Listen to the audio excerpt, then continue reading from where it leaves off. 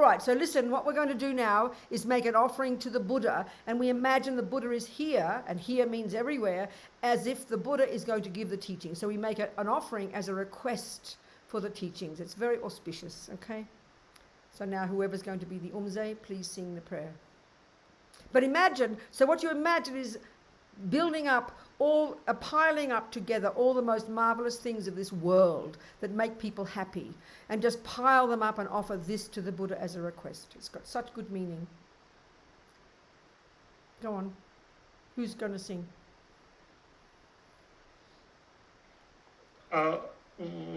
Владимир, ты слышишь? Ты в канале? В русском или в... Да, слышно? Приступай. Отлично.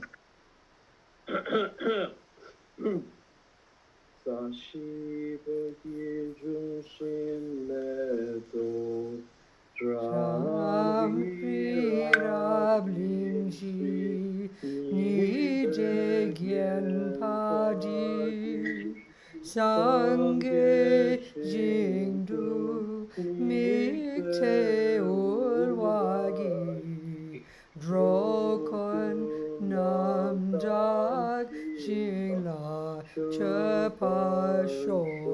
And now imagine that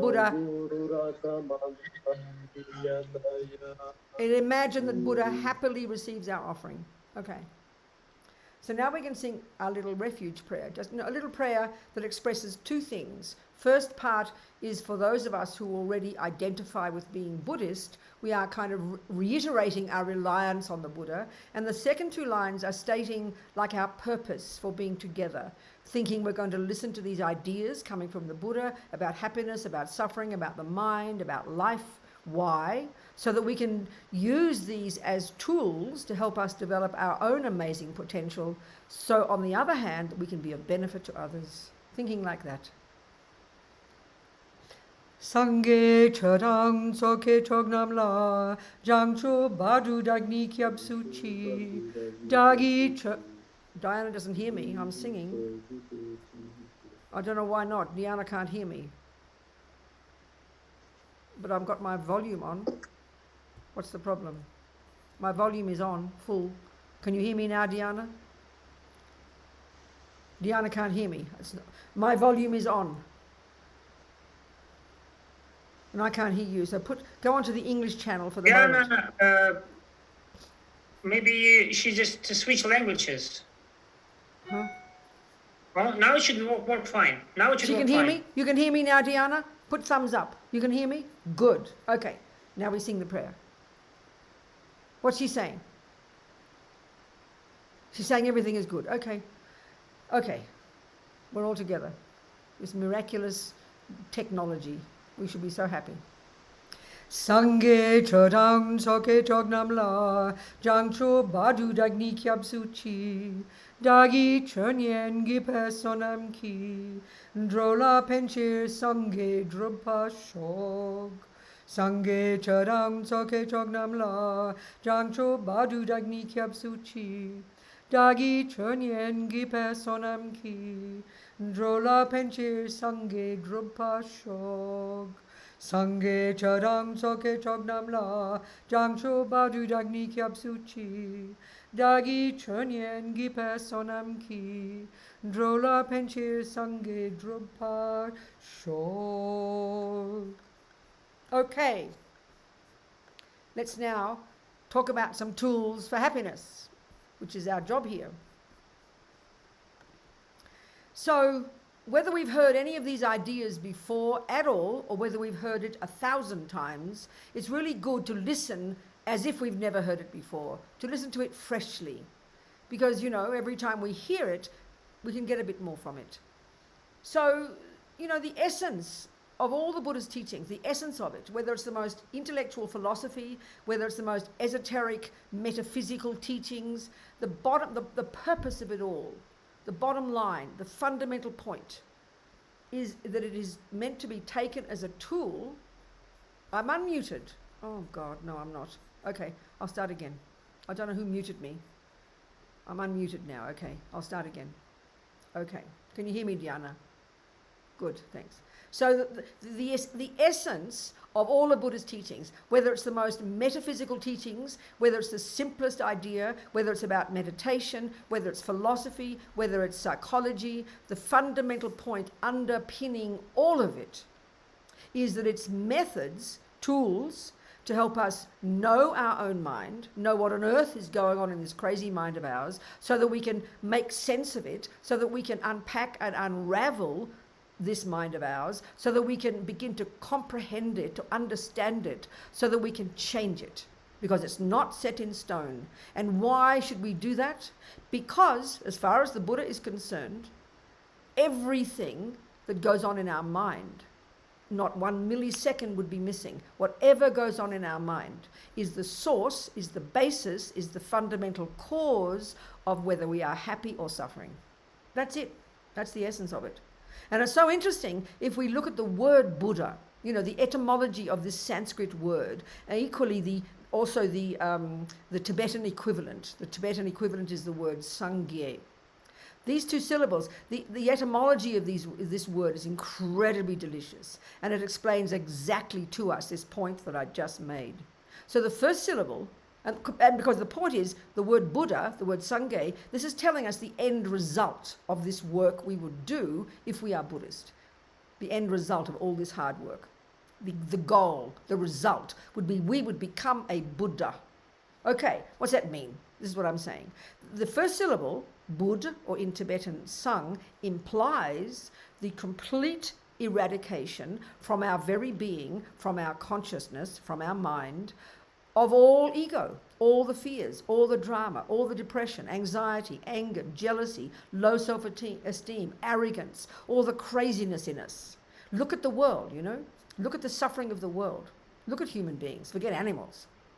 Well, the Buddha is telling us that this stuff is not at the core of our being. This is what this person called Buddha, who lived 2,500 years ago in India, this is what he has discovered directly, experientially. It's not just some theory that it was coming from on high. It is not something he just made up. It's not just intellectual. It's not just speculation. It's from his own direct experience. This is the job that he has accomplished. And he's saying, here's my methodology. Over to you. If you'd like to accomplish this, if you'd like to rid your mind of all the rubbish. And why should we? Because guess what? As I indicated before, this is the source of your pain. This is the source of your suffering. And this is why you make a mess of your life. And this is why you harm others. And again, look at the world, because it applies to all of us. But not only that, he says, not only can we rid the mind, rid our own very being, rid our consciousness of all the stuff, the rubbish, the fear, the hurt, the pain, because it's not at the core of our being, we can also, which is indicated by the second syllable, ge, or da, Buddha, Sangye, is that we can develop to perfection all the other stuff in our mind. Because this stuff is at the core of our being, Buddha says. This is what he's found from his own experience. Love, intelligence, compassion, and therefore joy, fulfillment, compassion, connectedness with others, generosity, forgiveness, patience, you name it. Now, we are intimately familiar with all these words. We know arrogance and depression and low self-esteem. We know love and compassion and kindness. But we know kind of in our culture and in neuroscience and in modern psychology, we kind of think all of these, we kind of give them equal status. We just assume everybody's just born this way. We've got some love, some compassion, some depression, and it's just, it's like good luck or bad luck, how much you've got. And you do your best with it. So it's a very depressing view, that view. Buddha disagrees completely. He's gone, and this is where it's interesting if we realize that all these views of the Buddha and these techniques coming from the Buddha, the techniques to help us develop this marvelous potential, this has got a long history, way back, more than 3,000, 4,000 years ago, to these incredible Indians before the Buddha. He just didn't get these ideas and kind of pluck them out of the sky. He came out of this amazing system. I always quote His Holiness the Dalai Lama. He said it was these amazing Indians, more than 3,000 years ago, who were the ones who actually began the investigation into the nature of self. In modern psychology, we probably thought it was Mr. Freud 100 years ago. I mean, how arrogant of us. This extraordinary understanding of the mind and the universe has existed long before we came along, long before Mr. Freud came along, or even modern scientists. And Buddha came out of that tradition. And then he went as far as he could go in developing his own amazing potential. And then he diverged in his own direction 2,500 years ago, in relation in particular to his own direct experiential findings about the nature of self. This is the stuff of Buddhism, you know. So at the heart of Buddhism, like I said, whether it's metaphysics, philosophy, psychology, you name it, the heart of it is psychology, the heart of it. And that's indicated by that word Buddha. Now, whether you want to be a 1% Buddhist or a 100% Buddhist, that's your decision. Buddha's not forcing us. He's not asking us to swallow it whole, you know. But the essence of it, if you want to take even 1%, is to learn the essence of it, as our little title calls, you know, indicates, to take tools from it in order to lessen our neuroses, lessen our fears, lessen our depression and anxiety, because that's the point, slowly, not overnight, you've got to be patient, so that we can grow our own contentment, grow our fulfillment, grow our courage, grow our self-confidence. These words that are so modern are exactly what Buddha's saying, you know. They mightn't use these same words in India or even in Tibet, where Buddhism has been for at least 1,300 years, you know. When you hear the Tibetan teachings, they sound very arcane because they were stuck up in the Himalayas with nobody interfering with them until 1959 or 1950 when the Chinese communists came in.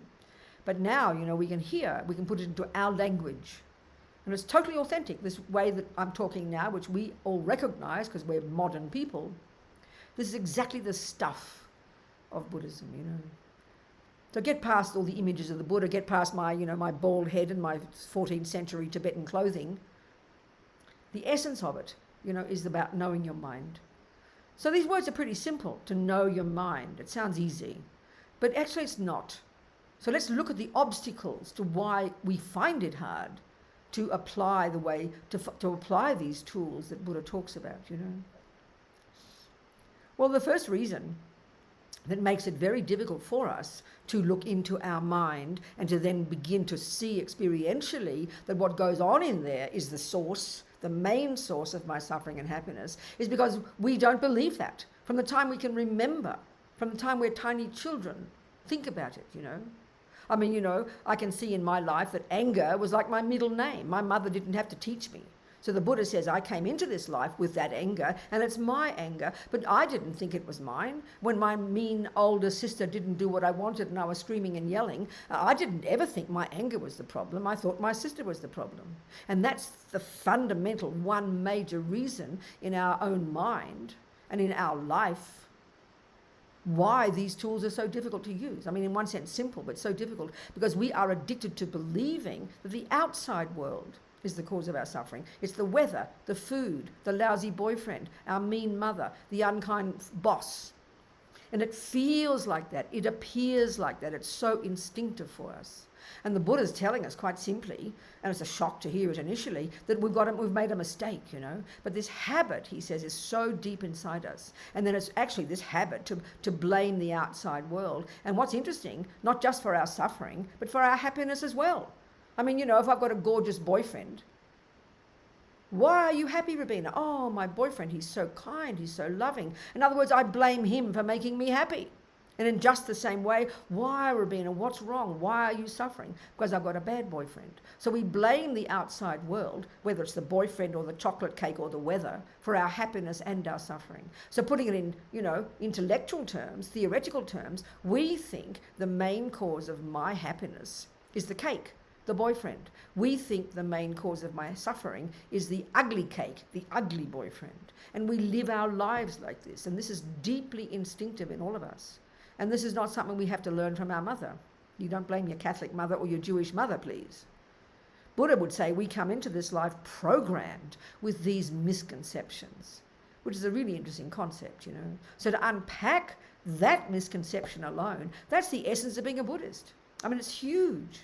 The words, the theory is very simple. We could all repeat it, you know. What goes on in your mind is the main source of your happiness and suffering. What goes on in the outside world is not the main source of your suffering or happiness. Those words are easy. We can all say them. But oh my goodness, to actually put that into practice. And in a sense, this is the very essence of everything I'm going to say, you know. That's the starting point. So the first major stumbling block to practice this stuff is because we believe the exact opposite. You know, it's instinctive. So we should be very humble and patient with ourselves, you know. So this is why often I like to talk about my friends in prison. So back in the 90s when I first came to the States, because I'm Australian, born in Australia, I came in the mid-90s and then we started one of the FPMT centres called Liberation Prison Project. It began when I was editing Mandala, the FPMT magazine, and I got a letter from this young Mexican-American fellow. He told me he was 18. He was in this top security prison in the American prison system. In most states, they call it Security Housing Unit, SHU. SHU, they call it for short. So in those cells, I mean, where there's thousands and thousands of people, and certainly in California, where he was from, they're mainly the ex-gangsters.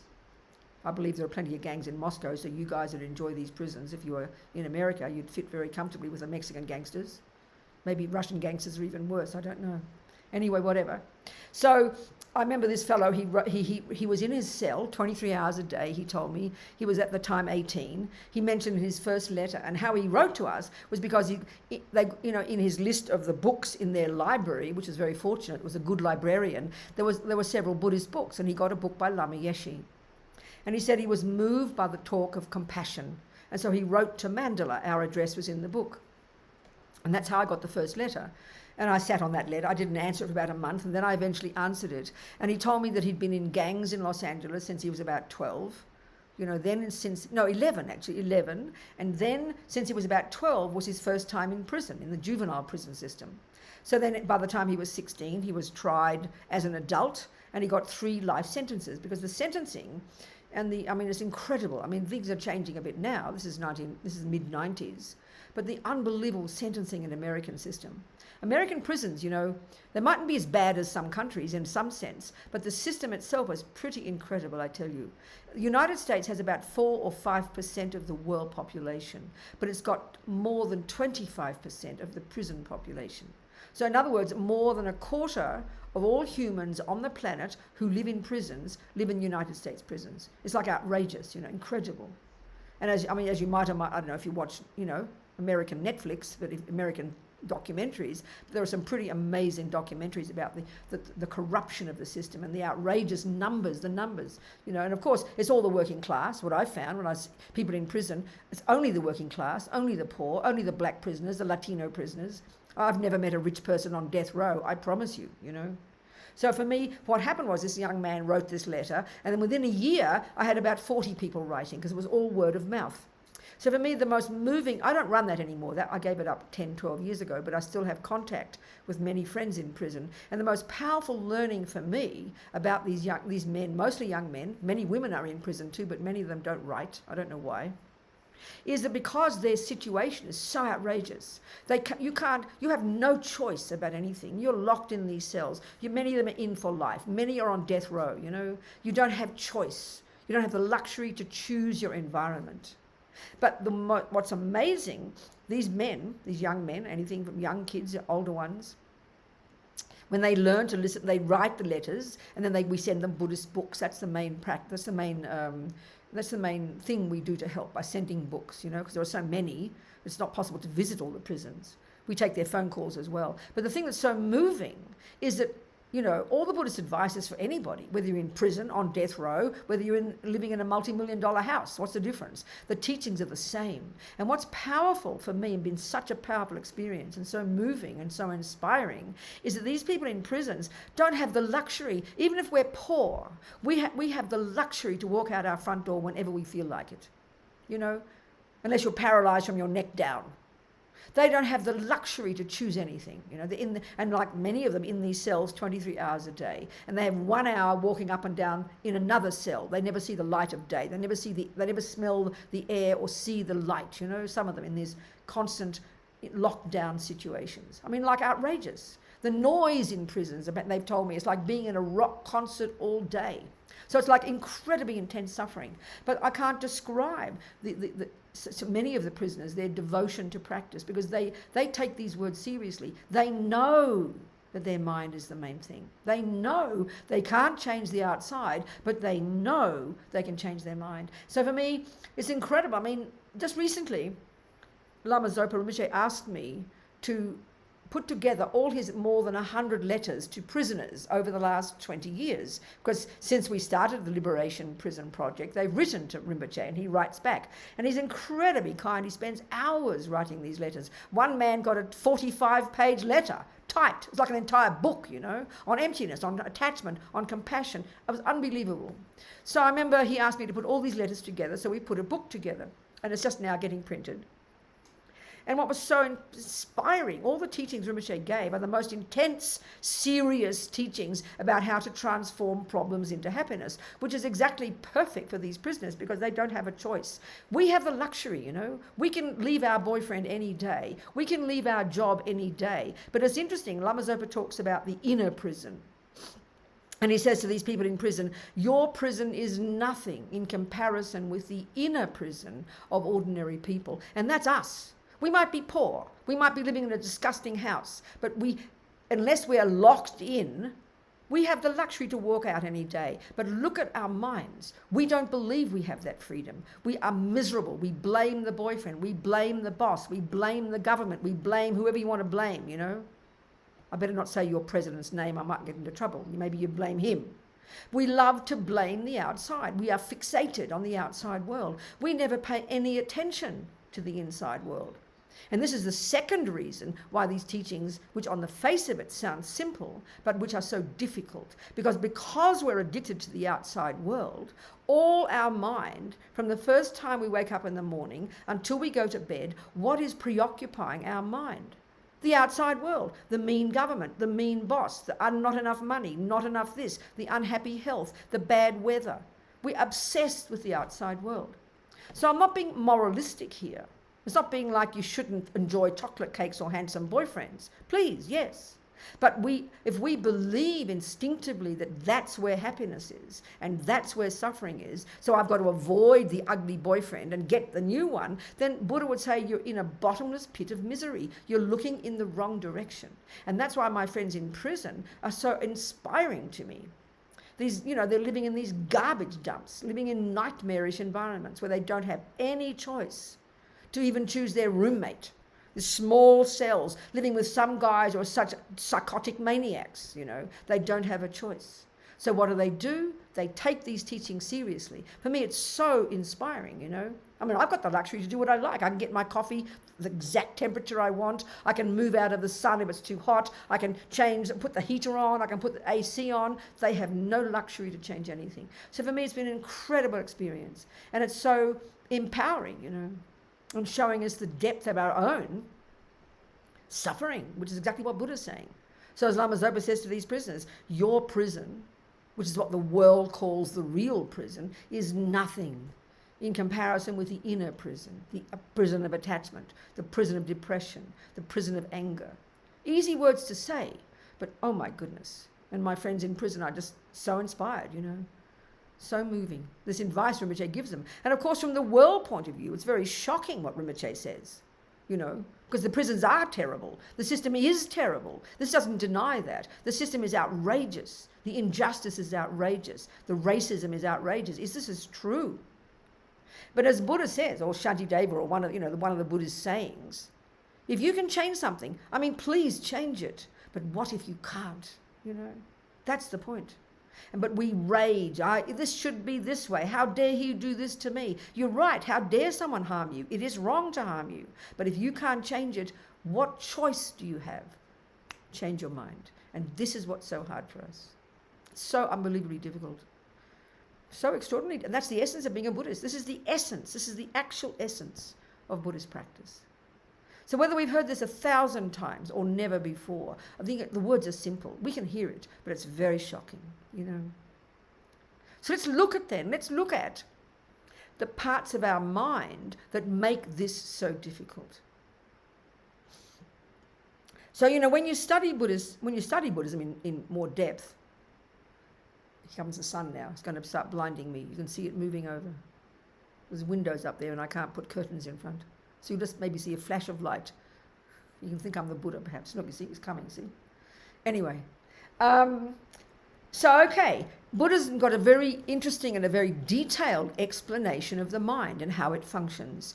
And the words are simple, but the way they construct, the way they describe the contents of our mind is very different from modern psychology and from neuroscience, So the Buddha basically, talks about our mental consciousness, our thoughts and feelings and emotions and unconscious and subconscious, you know.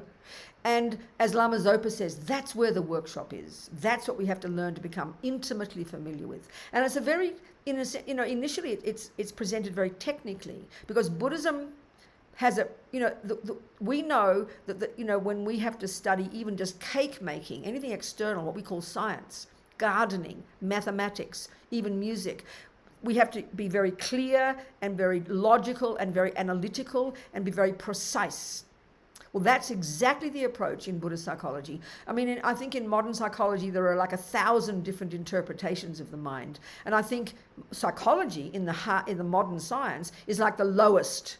We don't trust psychology much because it sounds too subjective. But the clarity and precision and depth of analysis that we know we need just to analyze a cake, to analyze a garden, to learn botany, is the same clarity and precision and depth of analysis that Buddhism demands that we use to become familiar with and to unpack and unravel and then deconstruct and then reconstruct all the states of mind. It's quite interesting, and this is an internal process, but it's super efficient, super clear, but really hard. So like I said, the first reason it's hard is because we're addicted to looking on the outside. So we have to learn to reverse that energy like a bomb, to learn to get skills to become familiar with the inside. And it's hugely difficult. And this is where this technique that's known in the world vaguely as mindfulness meditation comes in. In Buddhism, coming from these Indians, it's actually called single-pointed concentration. It's this brilliant psychological skill that we need to learn slowly, that is simply the ability to focus internally, instead of being obsessively focused externally. And this is already a massively difficult job, Because if you want to unpack and unravel or become familiar with all your thoughts and feelings and emotions, you need to be able to look at the mind, This is the point. I'm not talking about neuroscience here. I'm not talking about a microscope on the brain. I'm talking about an internal microscope on the internal workings of your thoughts and feelings and emotions. That's Buddha's expertise, And it is the most difficult job we can do, but the most necessary to do this job of as Lama Yeshe puts it, to become our own therapist, So the way Buddhism describes, the way Buddhist model of the mind is it divides all the contents of our thoughts and feelings and emotions, and we can see that we've got almost every second we have thousands of thoughts and feelings and emotions. There's this huge soup of emotion in there that we don't pay attention to until it's screaming, until you can't avoid the loud shouting, of the crazy anger or the jealousy or the depression, because it's only when it screams loud do we even notice what's happening. This is the biggest problem we've got. So Buddhism divides all of the contents of our thoughts and feelings and emotions into 3 categories, precisely. Those that are neurotic, deluded, I-based, fear-based, the ridiculous ones, the ones that he says we can get rid of, that are the source of our suffering.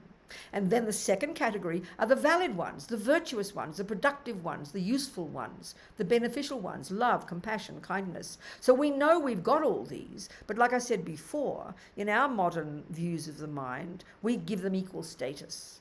There's no view in modern psychology that says you can get rid of all the rubbish. That's a very weird idea in neuroscience and modern psychology, but this is exactly Buddha's point. So if it's true we can lessen, not to mention get rid of that rubbish, we better learn to know to hear it, to notice it, to identify it. But right now is this massive, big soup of emotion, like a big boiling soup full of all the vegetables, all in the pot, all mixed together. We can't tell one bit from another. But that's our job, to distinguish between the neurotic, deluded, unhappy, miserable states of mind.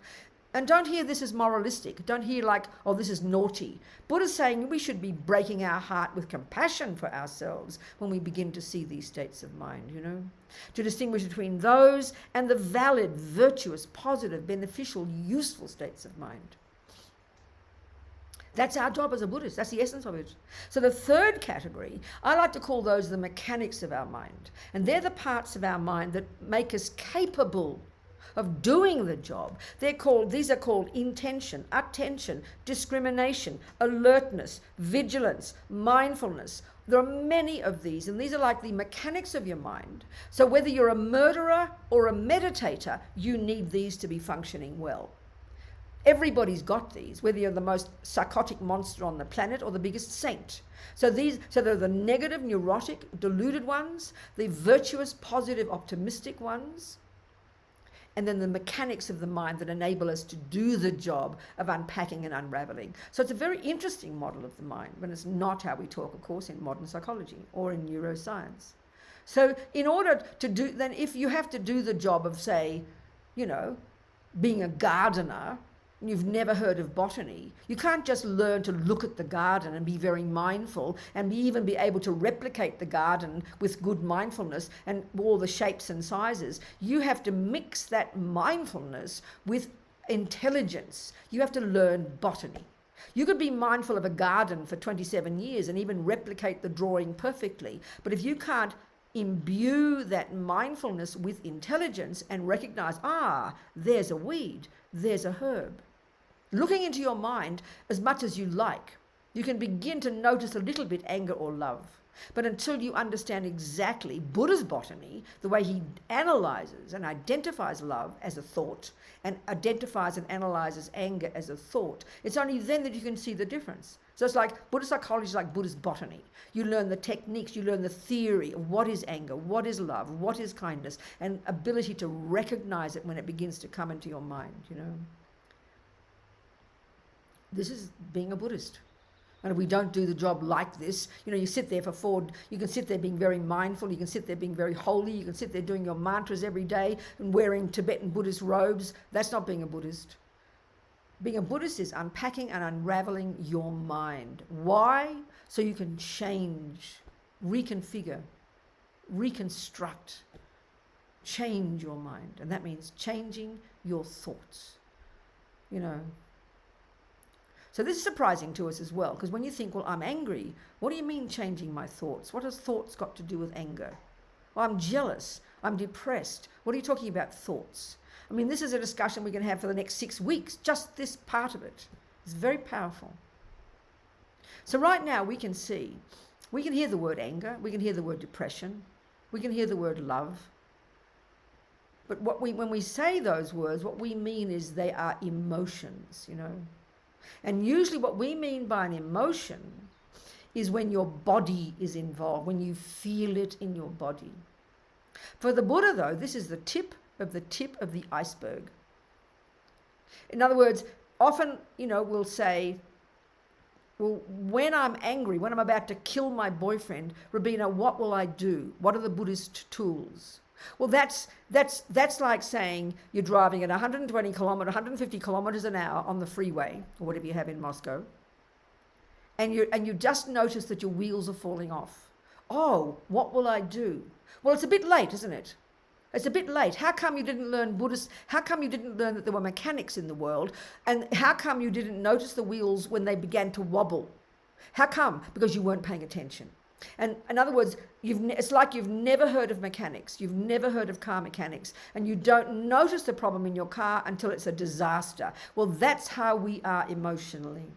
In other words, we don't pay any attention to what is going on in our mind. And this is where Tibetans point, We pay no attention to what is going on here until the wheels are falling off, until you want to kill your boyfriend, or when you want to kill yourself. When you're so depressed, you can't get out of bed. Well, that's just too late. And this is the biggest, powerful point when we can get this. In other words, throughout the day,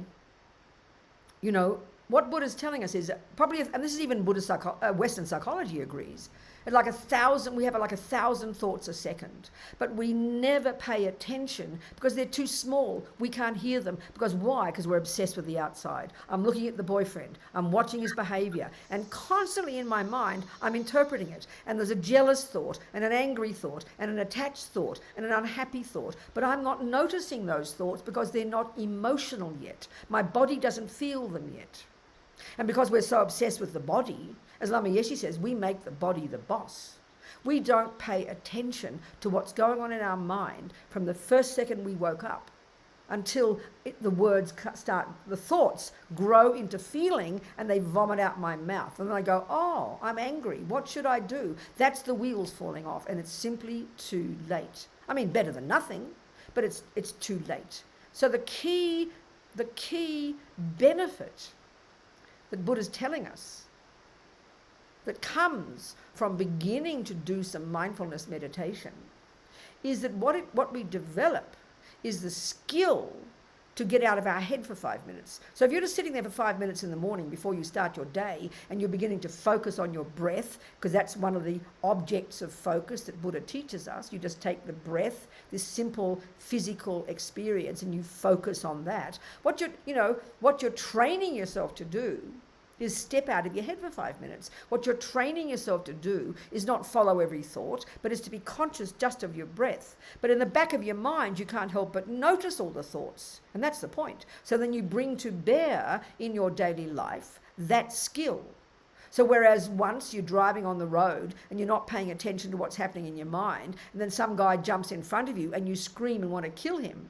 But if you've learned this skill, and the basic skill to learn to be aware of what the hell is going on in our mind, that's what you bring into your daily life. And they even say, and it's interesting, there's this technique, we'll do a bit.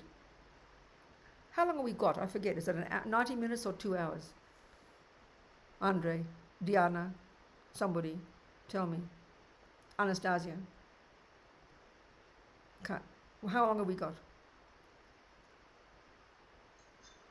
Venerable, we could finish at 10 o'clock as we did Friday. What? What was that? 2 hours though? Is that 2 hours, is it? Yes. Okay, good. Great. Thank you Yes. so much. I'm happy. So good. That's fantastic. Okay. All right. Now wait. So I've said an awful lot of things. So if you keep your questions, and we'll have some questions later, okay? Okay. I'll keep going a bit, I think, before I get you to ask me some questions. So in this technique, which came from these Hindus well before the Buddha, these brilliant genius Indians invented this technique well before the Buddha. It's described in the text in terms of 9 stages of cultivation of this concentration, and to degrees of subtlety that do not exist in modern psychology or neuroscience. That's what's so radical about these amazing Indians, So it's described in terms of 9 stages of cultivation. And they say in the text that a sign of success at the first of the 9 stages of concentration, and most of us won't even get to that level, but we might touch upon it. The sign of success is actually that you think your mind's getting more crazy, but it's not. It's just that you're noticing the thoughts. And this is a major thing. What happens so many people when we become Buddhists and we start to try to pay attention to our thoughts, the commonest thing we all experience is, I must be getting worse. Oh my God, I can't believe how much anger I've got. Oh my God, I can't believe how much depression I've got. But it's marvelous because we are noticing it. This is brilliant. It's so good. Because if you can't identify a problem, how can you solve it? So it's excellent. You have to notice the problem. It's good, not bad. So we'll discuss meditation later, okay? So the key job we have to do is slowly find learn to notice what on earth is happening in our mind. Now, the fact is, like I said, and even modern psychology says this, we've got like 1,000 thoughts a second. But in our culture, when we say emotion and thought, we think they're completely different parts. We think thoughts are here and we think emotions are here. We really make this radical distinction between them. But what's fascinating about Buddhist psychology, there is a whole part of our mind that we call emotions. But the point the Buddha's making is that they're rooted in being thoughts at a subtler level. And when we can begin to see that, then we can do the job of unpacking and unraveling those thoughts. Because those thoughts are, anger is the gross manifestation of anger is the shouting and yelling, okay? I'll never forget, one time in Moscow, usually people put their fist out the window when they shout and they get mad. I remember this guy put his entire upper body out the window. You could tell he was really angry. His entire body went out the window, screaming and yelling. So you can go, oh, wow, that guy's angry. But that's just the tip of the iceberg. That's the wheels falling off. So what was going on in his mind deep down that he wouldn't pay attention to, and that we can't notice by looking because we don't see people's minds, is he already had this series of angry thoughts in his mind. They were there as conceptual stories. There's an assumption deep in his mind, and then it explodes when a person dares to do something he doesn't want. So this is the real skill we have to cultivate. But this is difficult. So if you look at, some of you might study Buddhism, I don't know, so you know that the Tibetan, one packaging of all of Buddha's teachings in a kind of incremental order is the Lam Rim. And really I like to call the first level is like junior school, then you've got high school, then you've got university, then you've got postgraduate. So the junior school level, we're talking high school here. Being your own therapist is high school, okay? And it's actually necessarily more sophisticated because you've got to have junior school first. So what's the junior school level of practice? This is in a sense a bit disappointing. It sounds kind of boring, Before we can really listen to our thoughts, before we can really harness our thoughts, change our thoughts, we've got to change the servants. We've got to harness the servants of our thoughts. And what's that? That's our body and speech. That's our behavior. That's what we present to the world. And this is itself unbelievably difficult. And why? Because if I've got a tendency to be angry, and when you dare not to do what I want, then it will explode out my mouth. And that'll be the first time that I will notice it, because I'm not paying attention to my thoughts, and I haven't practiced controlling my mouth. Look at people who shout and scream and use their fists and harm each other, killing, stealing, lying. What is killing, stealing, and lying? It's the expression of anger and whatever it is in the mind.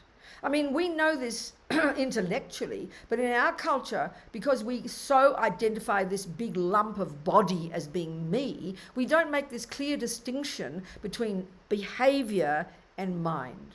This is the crucial point in Buddhist practice. So the very first level of practice, junior school, entry level, grade 1, don't worry about your mind yet. Control the servants of your mind. Control your speech. Don't lie. Don't abuse. Don't say bad things behind backs.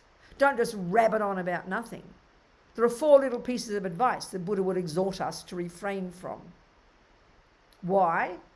Not because he's being moralistic. It's because he's saying that whatever you think and do and say, Robina, leaves imprints in your mind that program you. This is the whole idea about karma, which we'll get into at some point. So the very first level of practice, he says, he gives us about 7 little pieces of advice. He's like a doctor. He's not a creator. Buddha's not a creator. He's not forcing us to do this. He's like a doctor, a wise mentor. He says, how about controlling your body and controlling your speech, Robina? So he suggests we don't kill. You don't jump on the wrong partner. You don't take the ungiven, as the Tibetans would translate stealing. 3 little pieces of advice. And then there's 4 of the speech. Don't say words that aren't true. Don't rabbit on about nothing, just useless nonsense. Don't use harsh language and abuse people. And don't say bad things behind backs about people, which is our favourite one.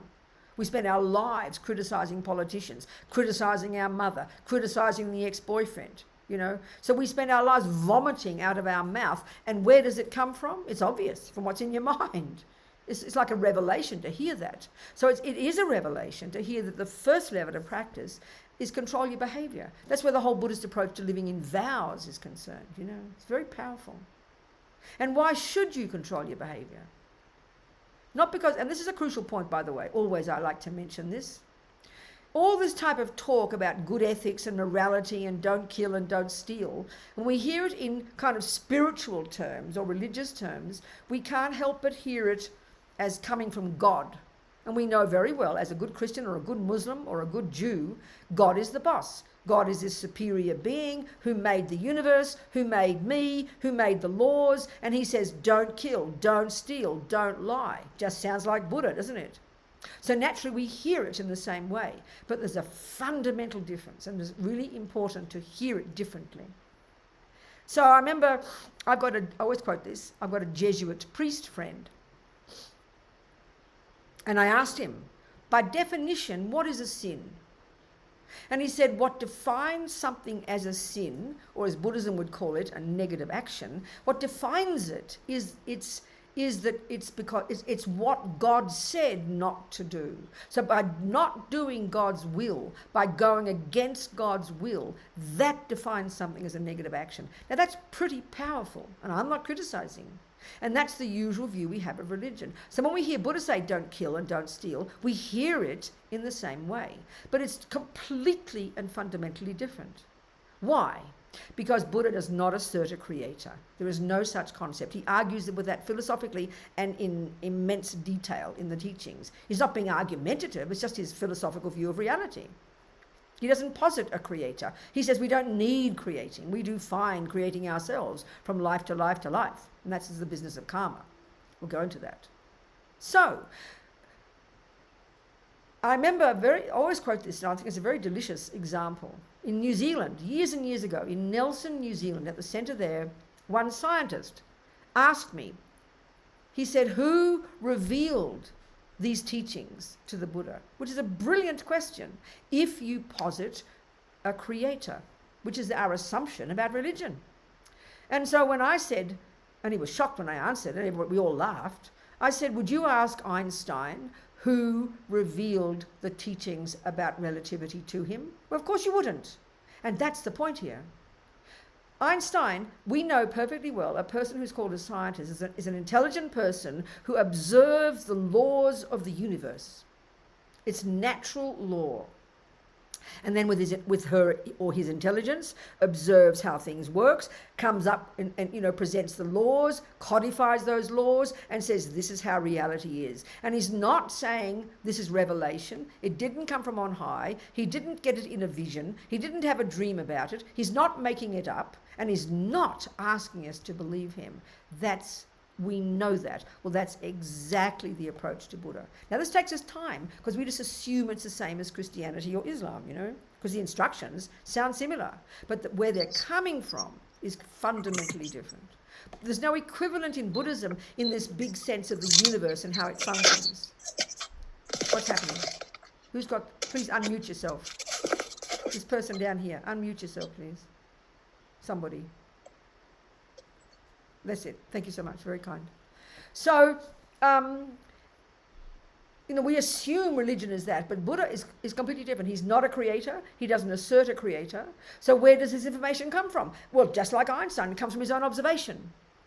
And of course, we have to understand, and we'll discuss this in our series of talks, the way mind works for the Buddha, it's way more subtle. We've got these subtler levels of cognition, which is what these Indians came up with when they discovered this single point of concentration. You've got the ability to access these subtler levels of your mind, So this is quite shocking for us to hear this.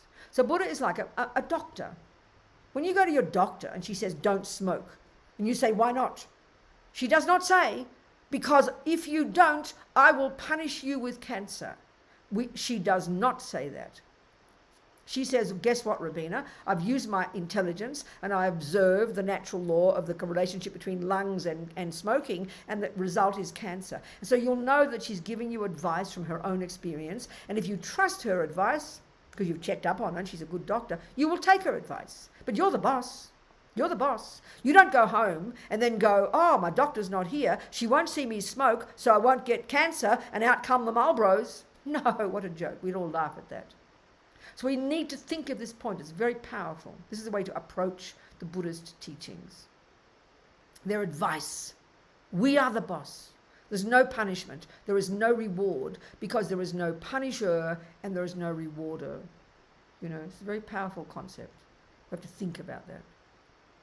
So this is all the information then about the Buddhist view of the mind is coming from this person called Buddha, from his own direct observation of his own mind, And he says, this is my methodology. If you want to cultivate the same thing, if you want to get the same result, over to you. You're the boss, Just like Einstein would say the same thing.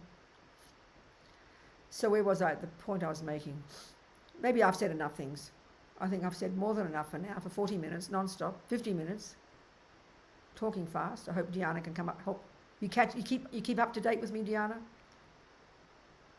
Good. I'm so happy. So now I need you to ask me some questions, please. About what I've talked about. Nothing, not anything else, just what I've talked about for the last 15 minutes, if you have any questions. Are there any questions, Diana? Who's the question person? Who's looking in all the chat room? Or if you want to put your hand up and talk to me.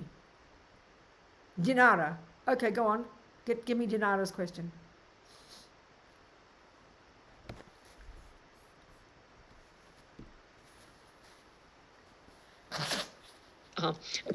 Can you hear me now? So the Yes. question is, what is a bad partner? So actually, is it? Do texts say that this is an encounter with a person who is already married, and an abstract question about a same-sex relationship? I understand. Okay. Also. Okay.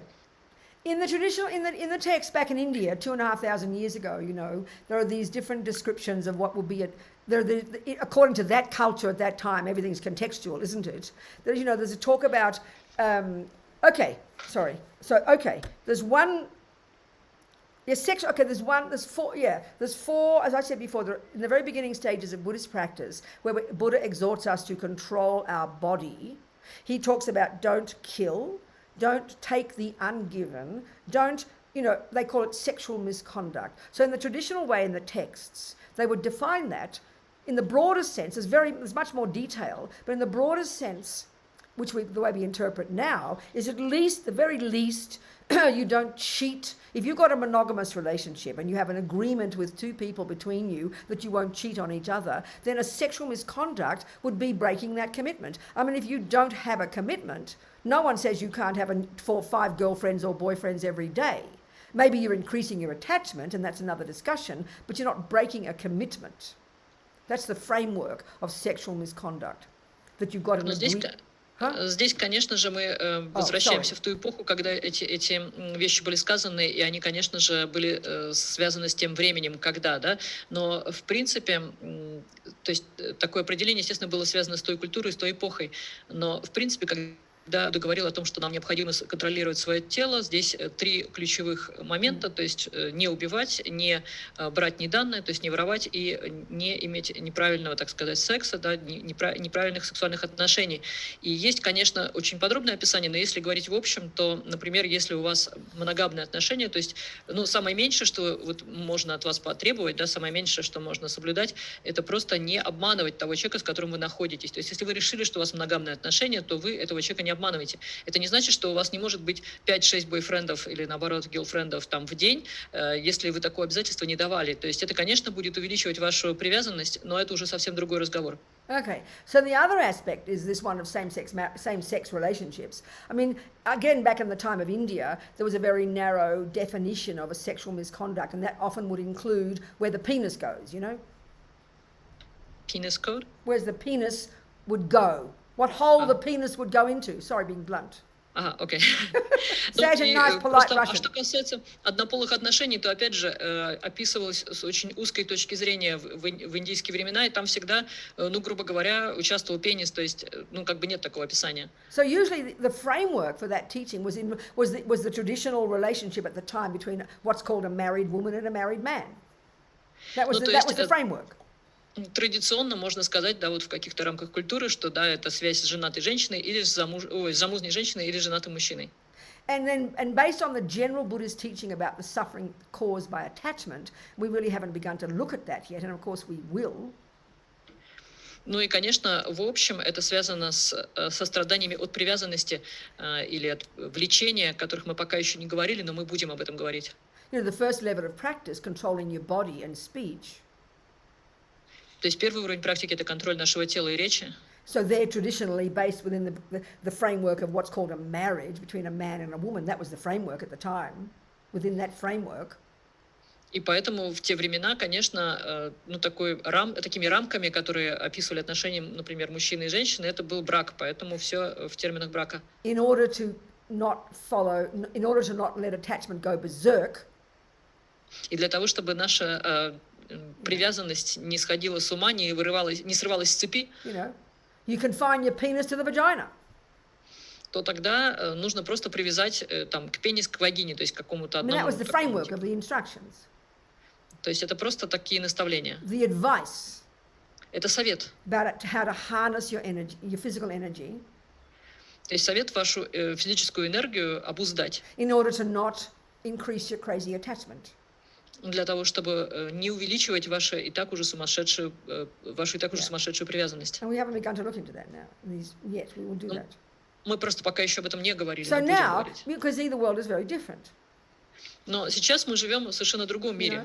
So I know. So it's I know when His Holiness the Dalai Lama gives vows and refuge to people in big groups in the West. Вот когда его святейшество, я помню, дает обеты в таких больших группах на Западе. The main thing he says about sexual misconduct is don't cheat on your partner and don't rape. И обычно, когда он дает вот именно этот обет по правильному сексуальному поведению, он говорит: не обманывайте своего партнера и не насилуйте. So still there's instructions back in the text then, but there's relative reality. There's a relative reality now. So at least if you have a relationship and you don't abuse the other person and you don't cheat on them, then that's the broader advice about sexual misconduct. И, конечно, это не то, что говорилось конкретно в Писаниях, но это связано с нашей относительной реальностью. Поэтому хотя бы, если вы находитесь в отношениях с человеком, вы его просто не обманываете, то есть вы не ведете себя плохо по отношению к нему. I remember one time His Holiness was asked about this, Помню, как-то его святейшество задали такой вопрос. He said, I can see indeed in the text it says this and this and this, and penises are confined to vaginas. I mean, he didn't say it like that, but I'm being very blunt. Ну, и он сказал: я не могу изменить то, что написано в Писаниях. То есть, если там какой-то, не знаю, есть такая строгая привязка одного пениса к одной вагине, извините, что я так очень прямо вам это But he говорю. said, if there are two people living together and loving each other, how could I criticize that, he said. И он сказал: но при этом, если два человека живут вместе и они любят друг друга, как я могу это критиковать? I hope that helps a little bit. Надеюсь, что я вам ответила. I hope that answers your questions anyway. То есть, во всяком случае, отвечала на ваш вопрос. Another question, please. There's also, next question is already in English. How come is that all religions seem to come to the same conclusion, just do not harm? Would it be wrong to say all religions are the same but use different techniques? I understand. I can say, good question. I think there are levels of teachings that as you progress in all those religions, they will get to fundamental differences. This is exactly why Buddha diverged into his own direction. Но на самом деле, да, это хороший вопрос, насколько я сейчас тогда, наверное, переведу этот вопрос, то есть, что получается, что все религии сходятся к тому, что не надо вредить, то есть получается, что все религии говорят одно и то же, но пользуются разными техниками. На самом деле, наоборот, разные уровни, пока мы проходим по уровням каждой религии, они сходны, но на самом деле цели немножко разные. So in terms of the result, effectively, at the first level of practice in Buddhism, effectively, you could say in terms of the result, they're the same. Но с точки зрения результата на первом уровне нашей буддийской практики... not the result, but at the immediate level, it looks the same. Нет, на непосредственном уровне, на нашем вот таком самом первом уровне, это выглядит похоже. In Buddhism, junior school is this level of good behavior, ethics. That's just junior school. То есть в буддизме это просто детский сад, уровень детского сада этики, скажем так. So if you've got a good communist, a good Muslim, a good Buddhist and a good Christian all together, and they don't say their philosophies, you couldn't tell the difference. They'd be nice, kind, wise, non-harmful people. Brilliant. Вы посмотрите на хорошего коммуниста, хорошего мусульманина, хорошего христианина и хорошего, как это еще называется, в общем, любого хорошего практикующего, вы не сможете на внешнем уровне их как-то отличить, по их поведению они все будут себя вести очень хорошо. Yeah. Now, if you start digging deep and ask the communists, why don't you harm others? А если вы начнете идти вглубь и вы спросите коммуниста, почему он не вредит другим? Forget communists, but in general, a person who's got the philosophical materialism as their way of life, like the vast majority of many people on the planet these days. Да даже забудьте коммуниста, просто человека, который следует философскому материализму. Это, конечно, просто большое количество людей в западном мире следует такому философскому материализму, и вы зададите ему вопрос, почему он не вредит другим. Now you ask a Christian their reason for not harming others. А затем спросите христианина, почему он не вредит другим. Because God said. А он скажет, потому что все видит Бог. I don't want to go against the will of God. И я не хочу идти против воли Бога. You ask a Buddhist, why not? Why don't you kill? Затем вы спросите буддиста, а почему вы не убиваете? This is the first reason. At junior school level, the first reason is because, guess what, Robina? Because I know that what I do will leave seeds in my mind that will produce those results in the future. And guess what? I don't want to have a suffering rebirth. I don't want to kill, and I don't want to get killed. That's the reason for a Buddhist at the very first level. So the reasons are very different. The basis for those decisions are very different. На самом даже первом уровне вам ответит, что досточтимые раббины, я не хочу, чтобы, если я убью, это действие останется в моем уме, и тогда в будущем я буду испытывать страдания, либо меня убьют, либо я убью, и я этого не хочу испытывать, поэтому я не убиваю. Вот это самый первый такой примитивный уровень в буддизме. So then you go from there, and then there are many differences in the different philosophies and many radical differences. There's nothing wrong with differences. И потом вы пойдете дальше и увидите еще огромное количество различий. Здесь нет ничего такого страшного, различий будет очень много. The Buddhist view, for example, is that, as I continue to practice and develop my own qualities, I become this marvelous being called a Buddha, and then I can effortlessly manifest myself throughout universes to help sentient beings. That's the end result. Затем буддист скажет вам, если я буду практиковать таким образом, я разовью свои великолепные качества, я смогу стать Буддой, я смогу проявлять себя в бесчисленном количестве тел и смогу оказать огромную помощь всем живым существам. I remember giving a talk to a bunch of Lutherans from Germany in Kathmandu like 30 years ago. Lovely people. Я вот лет 30 назад проводила лекцию в Берлине, в Германии с такими великолепными людьми. And I was explaining this to them. The end result for a Buddhist is that. И я объяснила, что вот конечная цель буддистов такова. He said, no, it's this horrible idea. I don't want to do that. He said, I want to die and go to heaven with God. That's my goal. И они сказали, да ну, это ужасная идея, я совершенно не хочу, чтобы так было. Я хочу умереть и пойти к Богу. Вот моя цель. So the goals are very different. Так что задачи совершенно разные. Nothing wrong with that. Здесь ничего плохого нет. Yeah. Another question? There's a next question. Already a lot of questions. Okay, So I'm sure there are, yes. no reward and no, so there is no punishment. So how should we react if others, not God, praise us or punish us? Do we have to think about karmic law? I understand. So this really does demand that we do talk about karma now. But how many questions are there, Diana? This next How one, many? 2, 3, One, 4, 5. The fifth one is very long one. Okay, so I'm sure over the period of time we're going to get all the questions answered. They always do. Так, у нас 5 вопросов, и досточтимый говорит, что, по-видимому, со временем мы ответим на все вопросы So let me постепенно. now, because of this next question, let me now talk about karma. We need to do that.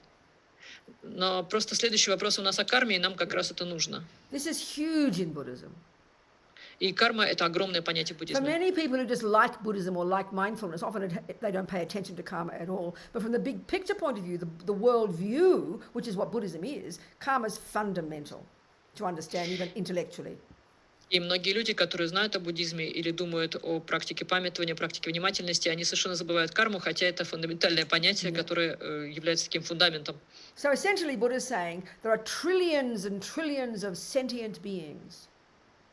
То есть в основном, что такое общее, что говорит Будда, то, что есть триллиарды, просто огромное количество живых существ. The word in Tibetan is very tasty, sem chen, mind possessor.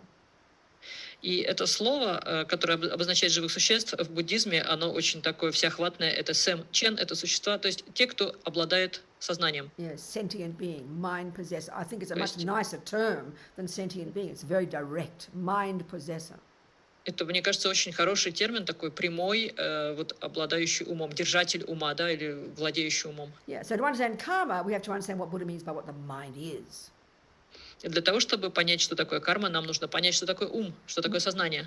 This is fundamental for the Buddhist Это understanding. тоже фундаментально для буддийского The учения. word mind is used synonymously, broadly used synonymously with the word consciousness. Итак, ум, так вот широко, он является синонимом со словом сознание. Second, it is not physical. Второй момент важный. Ум не является физическим. It's not a function of the brain. It's not the brain, and it's not even the function of the brain. Это не только не ум, но это даже не функция ума. Of course, this is hilarious in modern neuroscientific views. It's kind of like a joke to say such a thing, you know.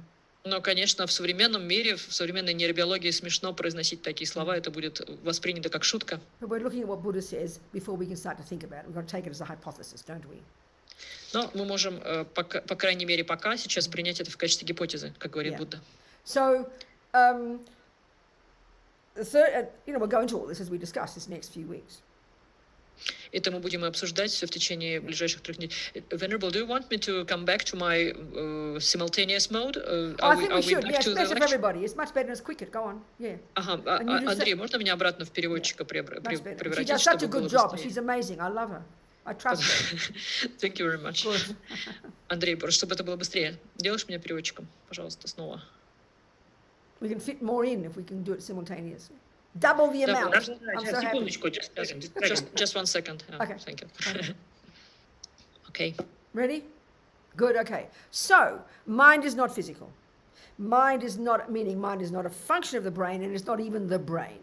We'll go into this in more detail as we go along. Then the next point is, this is very, as we've already implied, coming from these amazing Indians, the mind, its function is cognition. And this, we have these much subtler levels of capacity for cognition, which we do not even posit in modern psychology or neuroscience. They simply don't exist, which is why we think it's cosmic and mystical, you know.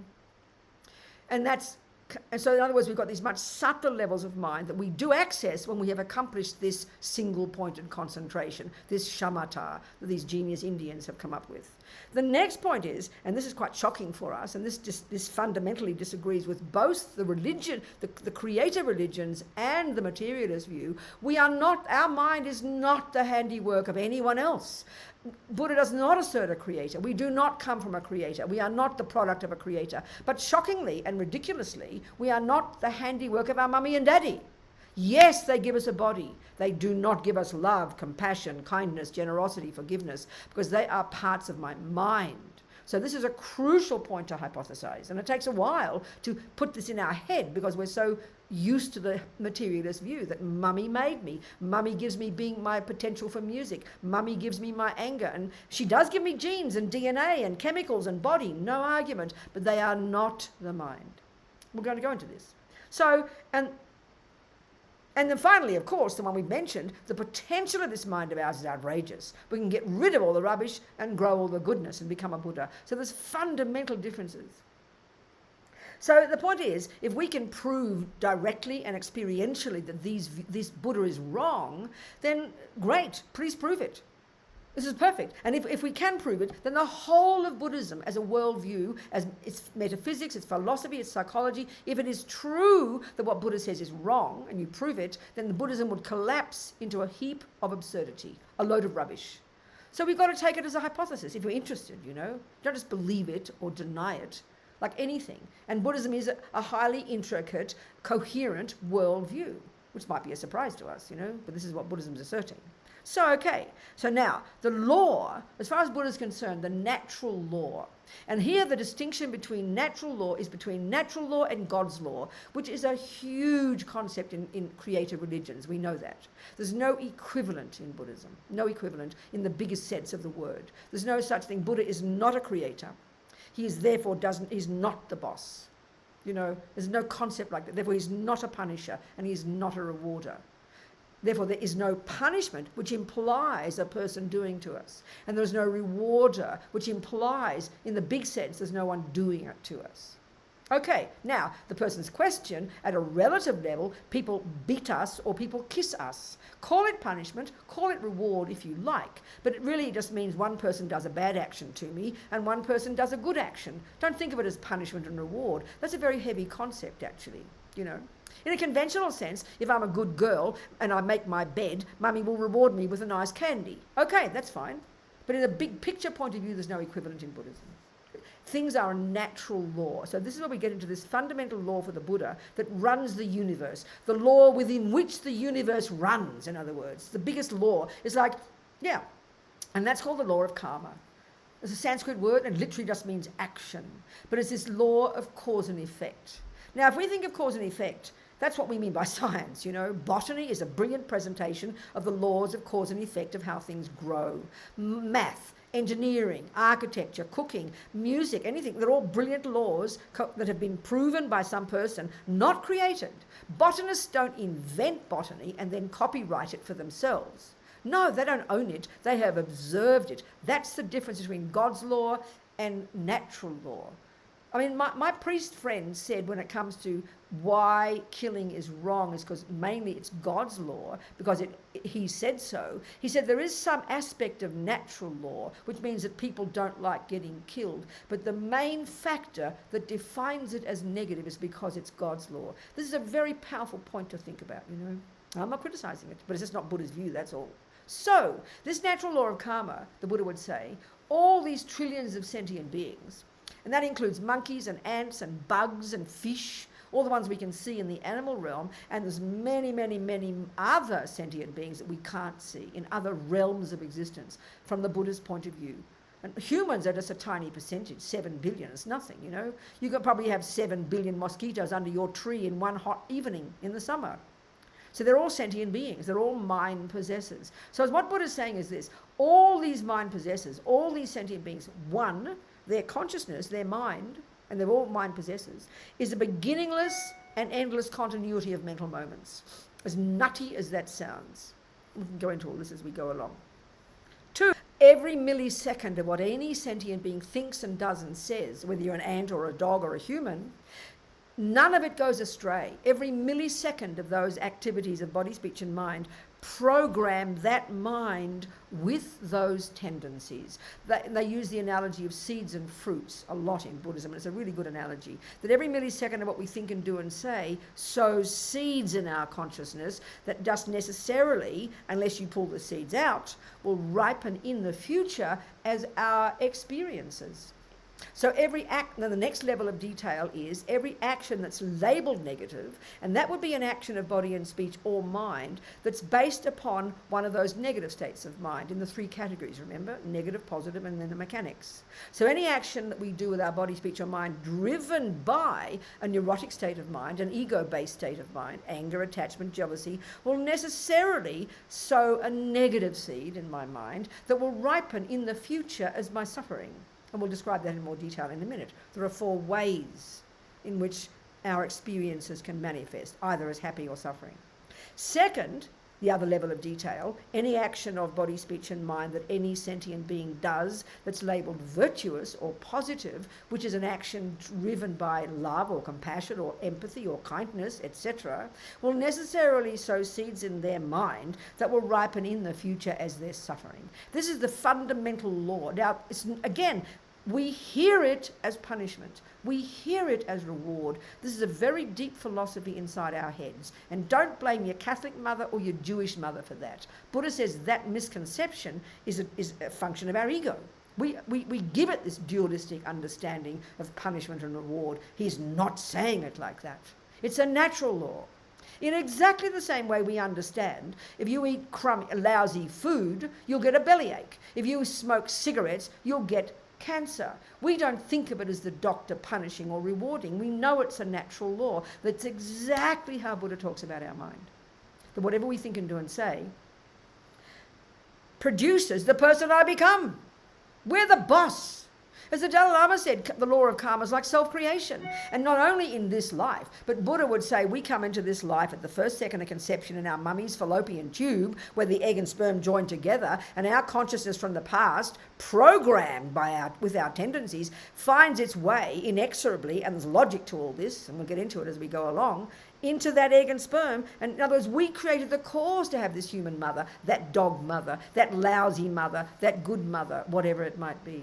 So this takes time to think about, because it's utterly different from the Christian teachings and also from the materialist teachings. But this is the Buddha's view. This is the Buddha's view. So there's then coming now to the person who's harmed me, let's say. Don't say punished, harmed me. My boyfriend punched me in the nose. Well, there's 2 things going on. In the Four Noble Truths, this presentation of Buddha's teachings that he gave first after he became a Buddha himself, and he went from Bodh Gaya a few hours walking, or a few days walking, to Varanasi, where he gave his first teaching to some of his previous disciples, and it was about what he calls the Four Noble Truths. It's like this one presentation of what is suffering. There is suffering, the first one. Number 2, there are causes of suffering. Number 3, you can get rid of the suffering and its causes. And number 4, how to do it. So he presents in the first level of suffering, and we're talking ordinary level here. There are 3 levels of suffering. The one example of the suffering here is someone punching me in the nose. Sergei, there's my boyfriend, Sergei, up on the corner, my left-hand corner. Sergei Karmida, whoever you are, dear, you're my boyfriend. He punches me in the nose. So, of course, naturally, Robina, what's wrong? Anastasia will say, Sergei punched me. So, of course, as far as I'm concerned, there's one cause of my suffering, and it's called Sergei. And look at the world. That's the philosophy we all live according to, isn't it? No, Buddha says, you got it wrong, babe. There are 2 causes of suffering, honey, and they're both inside you. They are the main causes. He's only a secondary cause, you know. So the main cause is the second noble truth. And he says there are two main causes of my suffering. Equally, there are two main causes of my happiness. Why are you happy, Robina? Oh, Sergei was kind to me. As I said before, we blame the boyfriend for both our happiness and our suffering. So as far as I'm concerned, there's one cause of my happiness, which is why I want to hold on to Sergei, you know.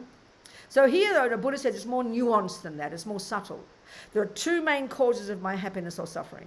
So in terms of the suffering, there are two main causes, and they're both inside me, and one is called karma, and one is called delusion. So that means my past action of 2.5 lives ago, because karma's personal and karma's not random, it's a natural law, it's coherent and consistent. So we must have a strong karmic connection. That's how come we bumped into each other and have a relationship. So if he punches me in the nose, or kisses me, either one, it's because I must have harmed him or helped him in the past. Speaking very simplistically, okay? In other words, the logic of seeds and fruits. If I get the fruit of a punch, I must have sown the seed. Otherwise, I wouldn't get punched. And if I get the fruit of a kiss, I must have sown the seed. And that's a fundamental one in Buddhism. If you get the result, you created the cause. If he gives me $1 million, I must have been generous in the past. If he steals my $1 million, I must have stolen in the past. This seems a simplistic kind of naive view, but of course the actual view of karma is so profound and explained in such depth and breadth in all the literature, you know, because we're not used to this view, that's all. So then the second cause of my suffering is what motivated me to do that action in the past. So in terms of the happiness, if he's generous to me, one, karma, I must have been generous in the past, but two, that generosity was driven by a virtuous state of mind. If it's a punch in the nose, I must have harmed him in the past, which must have been driven by a delusion. So now it's ripening as an experience similar to the cause. It's a simple example. And Buddha says the entire universe is like this. Every experience of any sentient being, called happiness or suffering, is necessarily the fruit first of a person's action like that in the past, driven by a state of mind. So if this is true, so the logic is this: if I want a garden, I see someone's garden full of veggies and flowers, wow, I'd love a garden like that. Well, Robina, you'd better learn botany. So here, if I look at people who are happy and have lovely relationships, I would love to be like that. Well, you better learn Buddha's botany, baby. You better learn to know the causes, because the causes are sure. Sergei is a secondary cause. He's like a catalyst for my suffering. The punch is a catalyst. His gift is a catalyst. The main cause is in my mind. So karma just reinforces even more powerfully this view, that Buddha's view, that everything I experience comes from the mind, literally over countless lifetimes or moment by moment. So it's a very different presentation of the universe. It's kind of fascinating. Well, I like it, so it's fascinating, isn't it? For me it is, certainly. That's a long answer then. I hope that helps. Next question, please. Okay, but now I'm here, so I just translate and then I come to okay, good. Okay, go on. You said that sometimes emotions come we cannot control our emotions, yes, like aggression. So how can we calm down emotions on the example of, for example, of anxiety or panic attacks? I understand totally. Okay, go back to interpreter mode now, yeah? Ready? Okay, good. So this is the point I was beginning to get to before, which again we could spend the next 6 weeks talking about this one. Our problem, especially in the materialist world where we don't have methods with respect to us to look into our mind before the problems come. This is our problem. Because we don't recognize that anxiety, depression, anger, agitation are the gross expressions, the physical expressions of what's going on in our mind at a subtler level. And so because we're not paying attention to the thoughts before they vomit out the mouth, before your body is shaking with anxiety, before you are inert in bed and can't get up in the morning because you're profoundly depressed. Our problem in the modern world is we wait till it's too late. We wait till you notice that 120 kilometers an hour your wheels are falling off. Please get that point. So the point is, what Buddha's saying is his methods, especially based on concentration, are to observe our mind so that in the daily life we can begin to pay attention to the thoughts before they become emotional. That's the essence of the advice, but that takes time. This is the essence of it. In other words, when you start, so that means it's not going to change overnight. If you are on the freeway at 120 k's an hour, kilometers, and your wheels are falling off, or like you're having a panic attack, or you're living in anxiety every day, or you're depressed in bed every day, or you're raging at your boyfriend every day, it's very difficult because that's the wheels falling off. So the best you can do then is damage control. But the learning from that is, I'd better learn to know when to go to the mechanic before the wheels fall off in the future. So you've got to deal with that dramatic experience, and the best you can do is and there's methods, but the long-term learning from that is to begin, you've got to start somewhere, you begin the job of paying attention to your thoughts. But even before you do that, you begin the job of controlling your body and controlling your speech, which are the servants of your mind. That's Buddhist practice. So then slowly, with that practice, we will then start to observe the wheels when they begin to just a little bit of wobbling. And then you will never, in the end, you won't be having a panic attack, and you won't get depressed, and you won't get angry. But that's long-term result. So that's the learning. Now, I don't know if this is making any sense to that person who asked the question, or any of us for that matter. But this is the approach, So we've got to deal right now, this moment, today, with whatever anxiety we've got, with whatever anger we've got, with whatever depression we've got, because this is because we haven't learned about mechanics. We haven't learned that there are methods to see our thoughts, which are what drive those emotional things. So all we can do is do our best to start at the beginning. Start some kind of practice, start seeing your mind, start learning the theories about karma, the theories about meditation, and do our best, do our best. And then slowly, slowly we start to get in control of our body, our speech, and our mind. But it won't change overnight. It takes time. I hope that answers in general. But the trouble is this. When we hear about meditation, let me talk about meditation for a second. Well, meditation, there's many kinds of meditation. There's hundreds of methods. There's two main modes of meditation. And the first one, which is what the world vaguely knows as mindfulness, okay? Which is it's based upon this more sophisticated technique that Buddhism brought from the Hindus before, which is central to Buddhism, and it's generally speaking known in Sanskrit as shamatha, which is translated in English as calm abiding, which is generally this single-pointed concentration technique.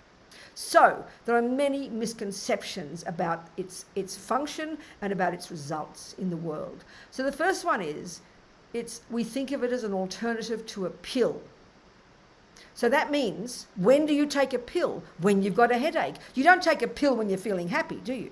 So that implies the point I've already made before. We only deal with a problem when we see the problem screaming. You only deal with your wheels when you're 120 kilometers an hour and they're falling off. But this is plainly absurd to wait till then. Same with our problems. So that's when we think, I must meditate. In other words, if Sergei and I are in love and having a happy relationship, and he's adorable to me and I'm adorable to him, and someone says, Robina, you should learn to meditate, I'll laugh at you. What are you talking about? I'm happy. Why should I? So that implies very strongly what we think of as meditation. It's an alternative to a pill, or it's something you do when the wheels are falling off. Well, no, it's too late then to go to the mechanic. You've got to start going to the mechanic first so they don't fall off. So the first misconception is it's an alternative to a pill, or it's something you do when you're having a mental breakdown. No, it's too late. Well, better than nothing. You can start trying it, yeah. 2, we think it's a relaxation technique. That's a load of rubbish. It's the opposite in the beginning. I swear to you. If you think climbing on a bike for the first time at the age of 3 is you've got to learn to relax. Mummy says, now just relax, hop on the bike. Well, you'll fall right off again. What a joke to say relax. You've got a lot to do before you can start to relax. You've got to learn how to ride a bike. So you're going to fall off first. You climb back on, and you'll fall off again, and you climb back on. It's the opposite of relaxing. You've got to be alert and focused. So it's not a relaxation technique. Yoga has wonderful relaxation techniques. Please use them. We need relaxing. This is not that. 3, we think you're going to have a special experience. I mean, that's a joke. When you can't even learn to stay on the bike for more than 1 second, don't expect a special experience. It's just hard work. Same with meditation, learning to focus your mind. But you think you're going to have a vision, some special, I had a special spiritual experience. A load of rubbish. We've got so superstition, I tell you, so much superstition about meditation. So this technique of meditation, like riding a bike, learning, is a training. You're training yourself to do one thing, stay on the bike. You're training yourself to do one thing, keep your attention focused on an object. Now, why are you trying to keep your attention focused on an object? Why?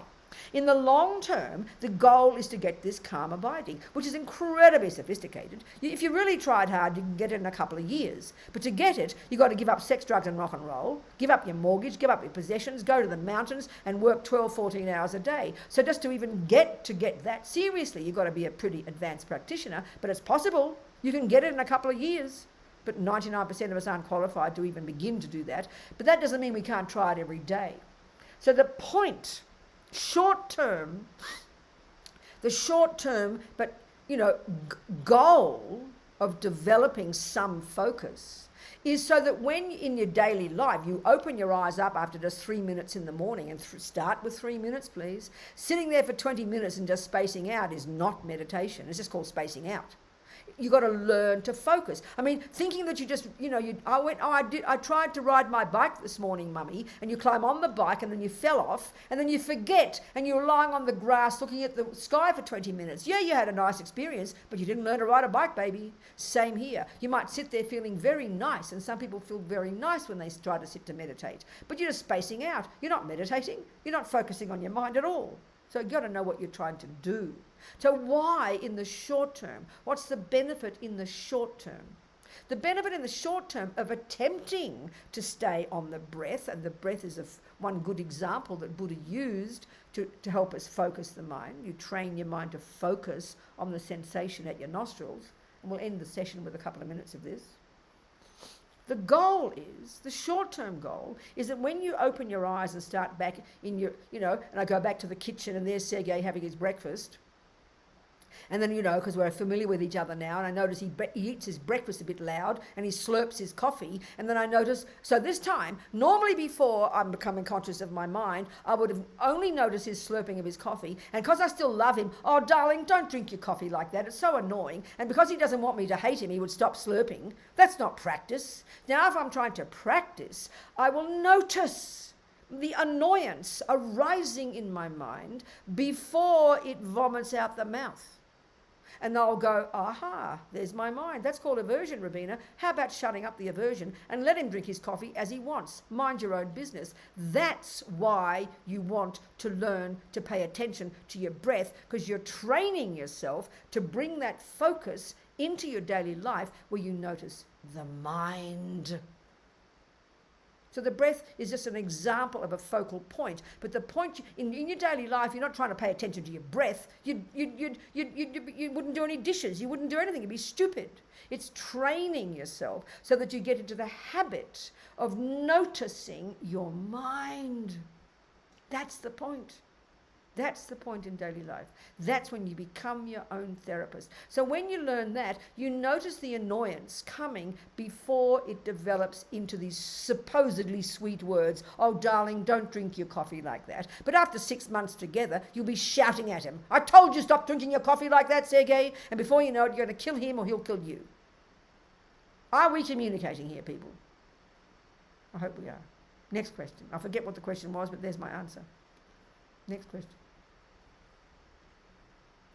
So that was the anxiety. It was the anxiety question, wasn't it? Was it the anxiety question, Diana? Okay. So anxiety is just, okay, one more thing, and we have to talk about this. This is important too. Okay, so let's look back at the Buddhist model of the mind, okay? In the 3 categories of states of mind. And again, we can just look into this for the next 6 weeks and not finish the topic. In the first category of states of mind, the neurotic ones, the I-based ones, the ego-based ones, the fear-based ones, the ones that are the source of our pain and the source of why I make a mess of my relationships. So here, Buddha would describe something like 84,000 distinctly different neurotic states of mind. But luckily, thank you, Buddha, they all subsume to 3.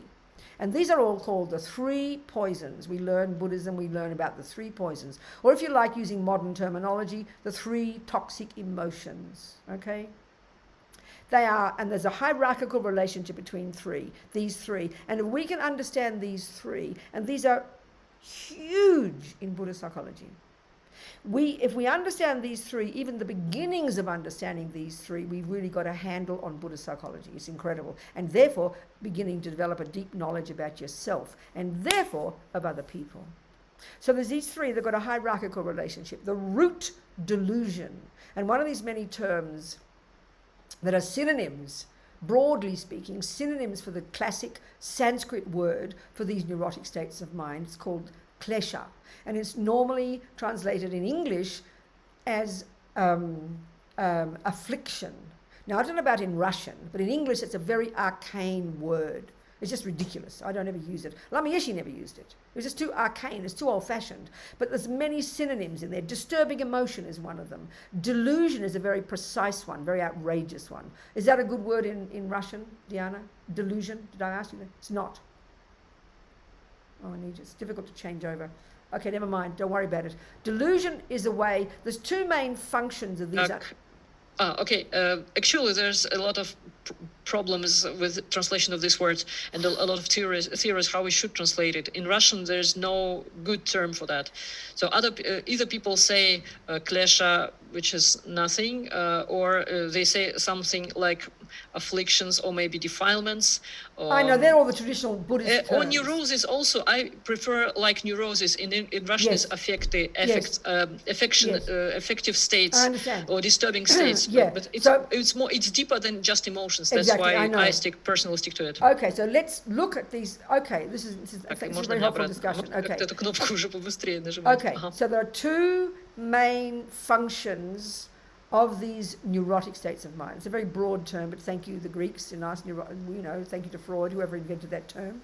All our fancy words are always in Greek. It's very fascinating. So there are 2. Interestingly, in Lama Yeshe's book, Mahamudra, came out a couple of years ago, which I edited, fortunately. I was so happy to do it, where he talks about the mind in detail because it's a particular meditation on how to realize emptiness. Lama had this brilliant ability back in the mid-60s, early 70s when he was around, and up until he passed away in 1983, 84.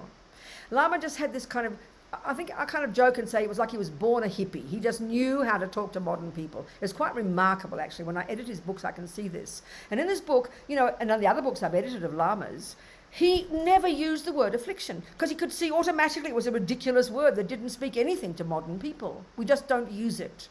So I identified at least 21 different synonyms that Lama, half of which he invented, to try and convey to us the way these unhappy states of mind function, It's very fascinating. But the point is, there are 2 key functions of these klesha, of these afflictions, of these defilements.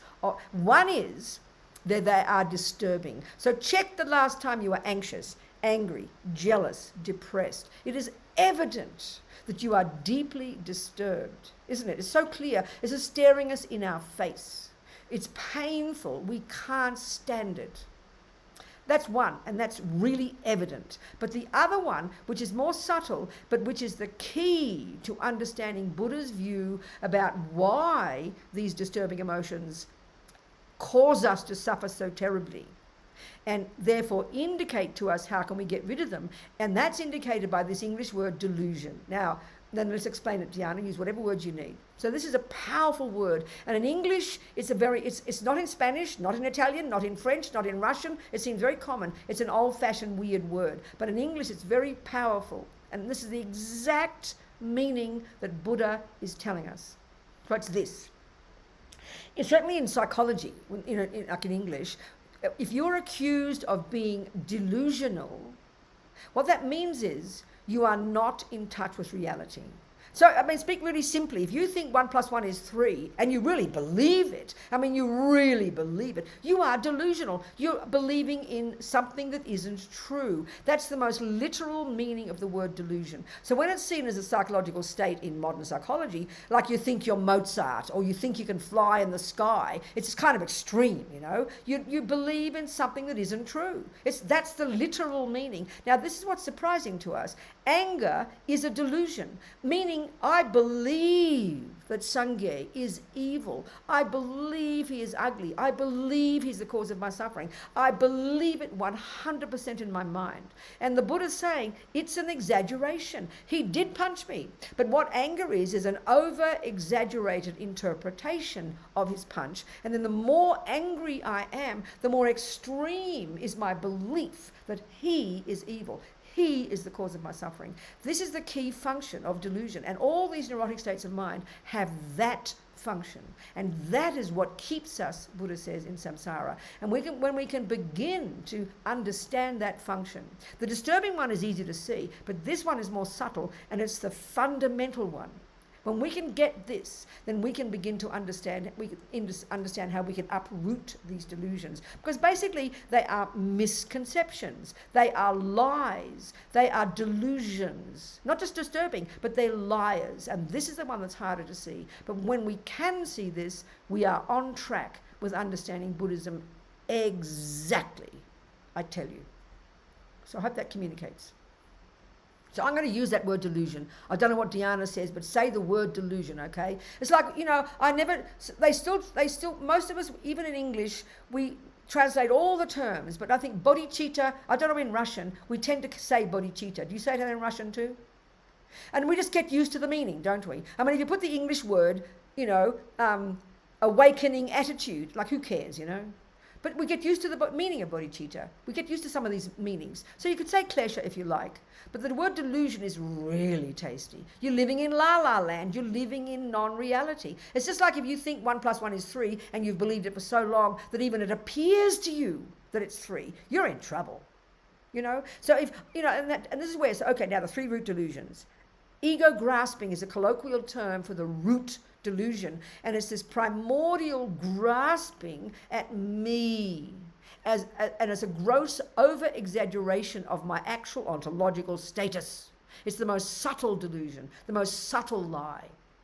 It's the one that pervades everything we think and do and say. And as long as you've got that, you are in samsara, quote unquote, you know.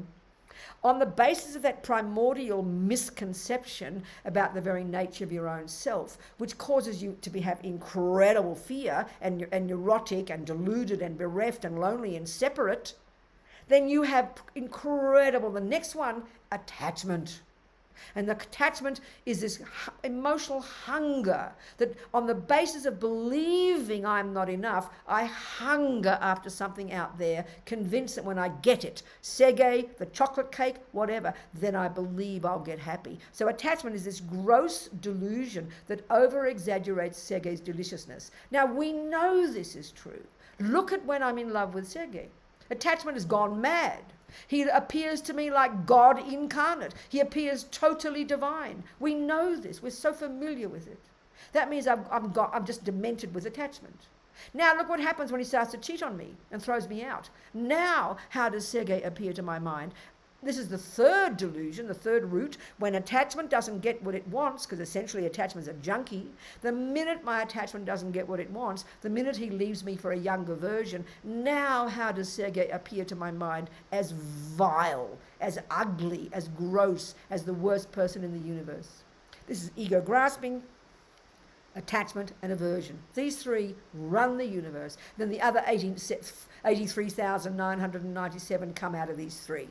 You know, in fact, recently, young Ling Rinpoche, some of you might know the older Ling Rinpoche, the senior tutor to His Holiness, his reincarnation, he's about 30-something, maybe 40 now. He visits, has he been to Russia? Has Ling Rinpoche been to Russia? Nod yes or no. No. No? Okay. One day you should invite him, please. The centre should invite him repeatedly. He's incredible. So as he said, you know, and many people who are Buddhists say to me they've not heard this before, and I hadn't heard it before either. And he always says it. He says, of these 84,000 neurotic states of mind, 22,000 are rooted in ego grasping. 22,000 are rooted in attachment. 22,000 are rooted in aversion or anger. And the other 22,000 are rooted in all three. So it's this really elaborate kind of, map of the mind that there is in Buddhism. It's very fascinating. So the key function of these disturbing emotions, they're disturbing and they're liars. When we can begin to see this, wow, we're on track. We can really become our own therapists. And that's where when we start to see our mind based on some single point of concentration, I can hear arising in my mind while I'm doing the dishes, and I still love Sergei because we're still in the beginning of our relationship, but I can't stand his slurping. But I'm too scared to shout at him yet because I don't want him to reject me. I'll say it all sweetly. But in my mind, already I'm experiencing anger. And what's anger? The response when my attachment doesn't get what it wants. And what's attachment? It's my view of what I think I want, which is not to have that sound. So these three are just so subtle in our mind, continuously. So we need to begin to notice them before. So now the point is this. Attachment, the main voice of ego grasping, it's multifaceted. You'll recognize every one of these. The most fundamental level of attachment, this is coming from past lives, we come born into this life with this primordial dissatisfaction. I am not enough. I don't have enough. I haven't achieved enough. It's a default assumption that I'm not enough. So in my relationship, it's this constant, belief that how much he tells me he loves me, not enough. How much he gives me, not enough. How much time he spends with me, not enough. How much I achieve, not enough. It's our default assumption. This is the pain of suffering of daily life. And as Lama Zopa says, this is the main suffering of our modern culture. Dissatisfaction. And it's the function, the result of practicing attachment in a past life. The next level of this attachment is it's now naturally, if I feel I'm not enough and I'm not getting enough, then I will crave after something. And that means I need Sergei to say even more lovely words. I need him to look at me even more. I need him to give me even more. And no matter how much he gives me, it's never enough. Then the next level of attachment is I will over-exaggerate the deliciousness of his words, believing that because I'm not enough, I need him to give me nice words. I need him to tell me he loves me. I need him to smile at me because I don't believe I'm enough. This is the tragedy of attachment. And it comes to objects, people, everything, you name it. The next level of attachment in relation to Sergei is that attachment, this is its heart job, exaggerates his deliciousness. He will appear divine to my eyes, way more delicious than he really is. And that's attachment that makes him look that way. And then, of course, I will possess him as mine. We recognize all of these functions of attachment. But the essence of attachment is it's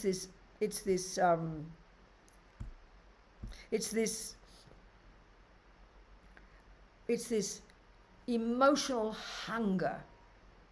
And what it is, and it sounds very cruel, it's this fundamental assumption that this fantasy I, must get what I want every single second. That's the deepest assumption of attachment. It's a vampire, basically, but we can never see it this way.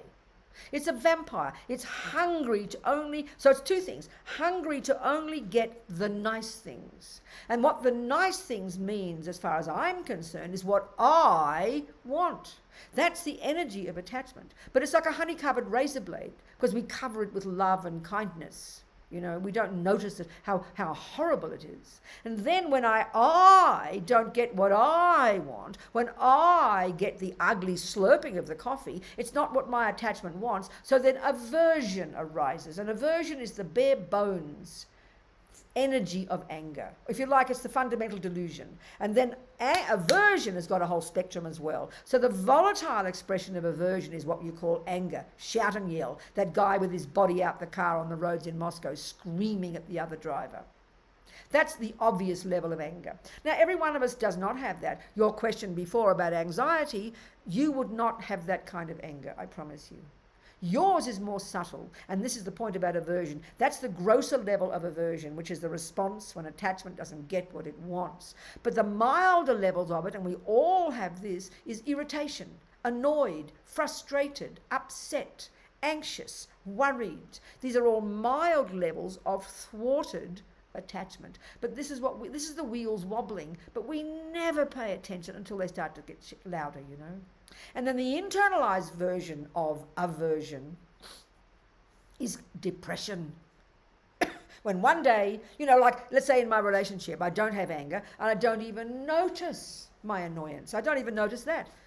Excuse me.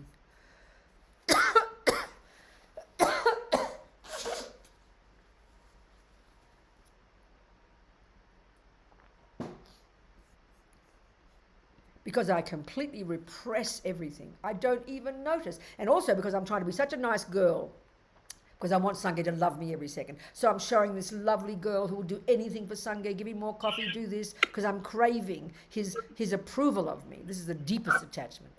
Someone's up, that's it. Yeah, thank you. So then one day what will happen for me, being that level of aversion, I can't get out of bed one morning. And I have no idea what's going on because I've never paid attention and I've suppressed everything and I don't even notice what's going on. These are the 3 root delusions. And this is the basis of all suffering of all sentient beings. And our job, just these 3 and then the other thousands, is to start developing concentration so we can, learning this model, you've got to have the theory first, you've got to learn botany before you identify weeds and herbs, you've got to learn Buddha's botany, Buddhist model of the mind, before you can identify depression or anger or love or compassion. You've got to have some sophistication in that. Comes from theory, then you have concentration, then you begin to apply it and unpack and unravel. This takes years of practice. This is Buddhist practice, people. Okay, people? Got 10 more minutes, 8 more minutes. So what we're going to be talking about the next few weeks is based on all this. This is all like the background, you know. Go, honey. More questions, please.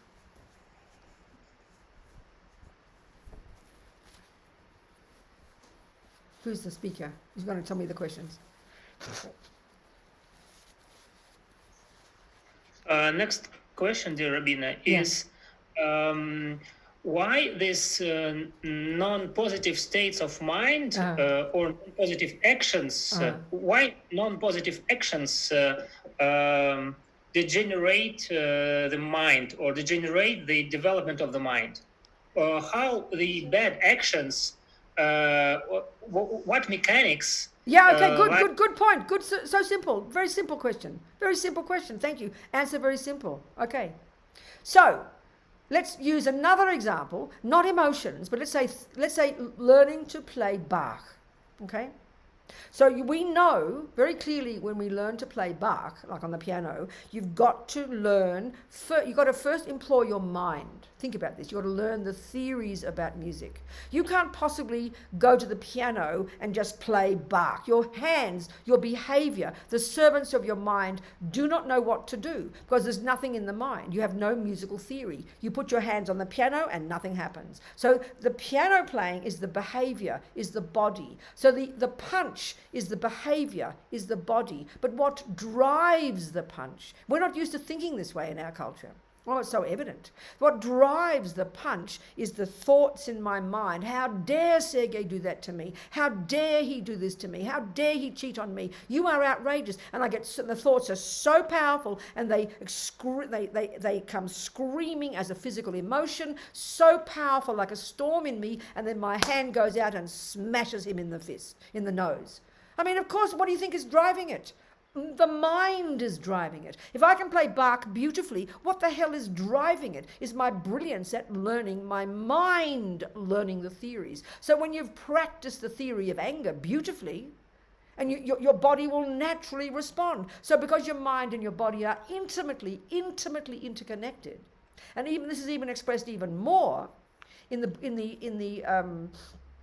Buddhist, the Vajrayana model of the mind and the body. Is very, very helpful. And this is the same. This is the system that the Tibetan medical system uses. We've got gross body and gross mind, which is what we function day to day. Then we've got subtle body and subtle mind. So our subtle body, is made up of 72,000 subtle channels of this subtle nervous system, and coursing through those channels are all these different air energies, wind energies, prana. And the Tibetan medical system, this is the basis of their system. It's like acupuncture, or it's like the Ayurvedic system. It's a highly sophisticated method of identifying all these different wind energies. And the point is this: the wind energies at this subtler level as they say in this teachings, as Lama Zopa puts it when he describes, they're intimately, inextricably linked to each other. So all my different states of mind, my anger, my love, my compassion, my kindness, are coursing through these thousands of channels linked to their different wind energies. So even as Lama Zopa says, just having an angry thought, forget about words, having an angry thought pollutes those wind energies, and that in turn karmically programs my mind in anger, so I get better and better at anger, but also pollutes my wind energies, so eventually it creates literally sickness. Now my Tibetan doctor, she will feel my pulses, and she will know, she can identify exactly those unbalanced wind energies. She knows exactly that it's linked to anger, and she can see exactly what I'm causing myself. So this is literally, and then even over many lifetimes, even more than that, this impacts upon the external elements, which creates the cause to have imbalance of the external elements. So the Buddhists, we'll go into this in more detail, but from the Buddhist perspective, we literally create our own happiness, our own suffering moment by a moment, our own sickness, our own health, and they all are rooted in the mind. They're utterly inextricably linked. It's a very fascinating, sophisticated presentation, I tell you.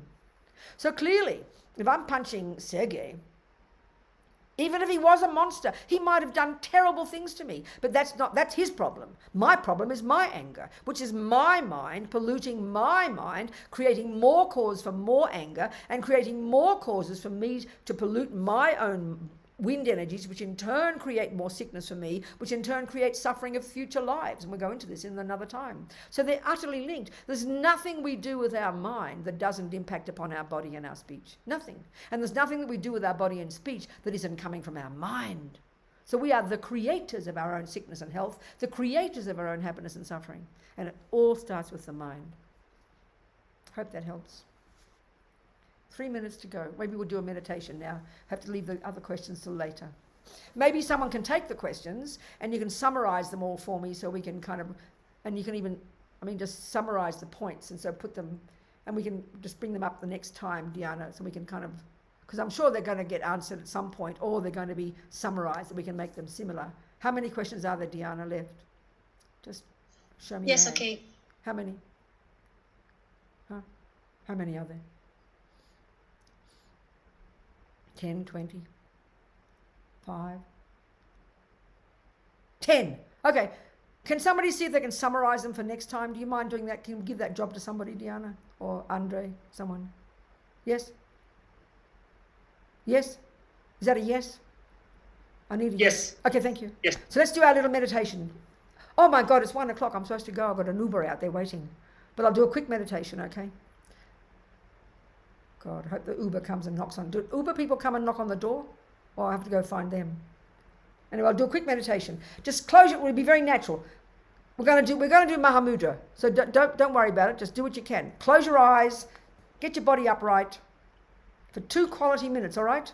Get your body upright. Close your eyes, and now with strong determination, please pay attention to whatever pops up in your mind, and do it like as if you're walking on the edge of a cliff. You're not going to miss 1 second. Just pay attention to your thoughts. Don't try to analyze. Don't want them to come. Don't want them to go away. Don't judge them. Don't argue with them. Just pay attention to your thoughts for 2 quality minutes.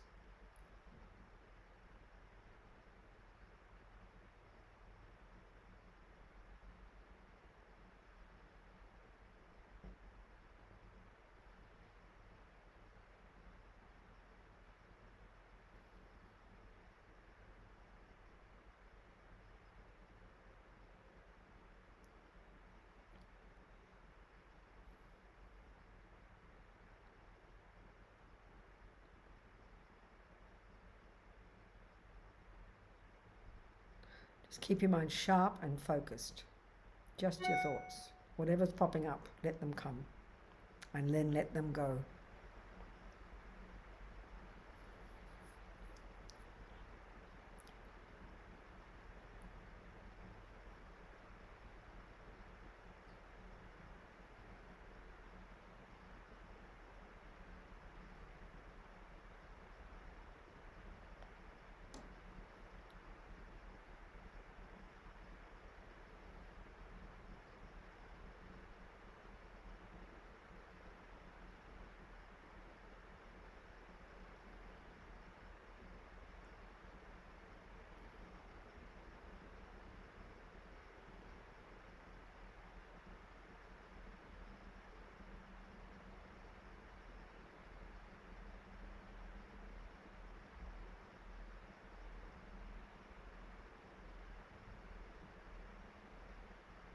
Okay, relax. 2 minutes, maybe less. 90 seconds quality watching your mind is far better than 20 minutes spacing out, I tell you. So let's just finish because I've got to rush off on my Uber. Okay, I double booked myself. Someone's birthday party. So we just think, here we have been 2 hours, how amazing, all these thoughts we've had, all these seeds we've planted, how marvelous, be optimistic that we've got, and whatever tools we've taken, even if 1% of this, we're going to use it to help us develop our amazing potential, to have confidence in our potential, even this one, even if you can't see it, don't worry, so that we can develop ourselves, so we can help others. Just thinking like that. Jangchub, sem chogrum poche, ma kie panam, kie guchig, kie pa nyampa me pa yang, gong ne gondu, paba shog, ge wadin yudo dag, lama sange drubgyo ne, droa chikyang malupa, de ye sala pa shog. Thank you, Diana. Thank you, Andre. Thank you, Anastasia. Thank you, everybody. Much love, and I'll see you all, if we live long enough, in another week. Okay? Bye. Thank you.